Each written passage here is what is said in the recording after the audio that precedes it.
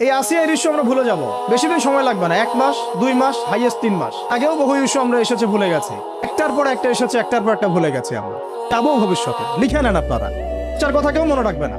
6 মাস পরে, 1 বছর পরে আরো শো আসবে, আরো নতুন পাপ হবে, আরো বড় বড় ঘটনা ঘটবে। এরপরে মানুষ এই বাচ্চাটাকে ভুলে যাবে। কি তার মৃত্যু যন্ত্রণা ভুলতে পারবে, তার সম্মানহানি ভুলতে পারবে, তার পিতামাতাকে ভুলতে পারবে?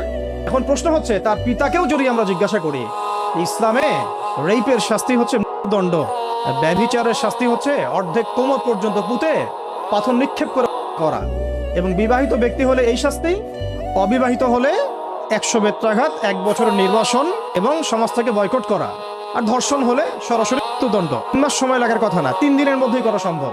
এটা শরিয়া আইন, এটা আল্লাহ রাব্বুল আলামিনের শরিয়া বিধান। এখন তারাও কি এটাতে রাজি হবেন? তারা শোক প্রকাশ করছেন, তারা কি এই বিধানটা কার্যকর করতে রাজি হবেন? শোককে সবার সামনে প্রকাশ্যে দেয়া হোক, শরিয়া আইন কার্যকর করা হোক।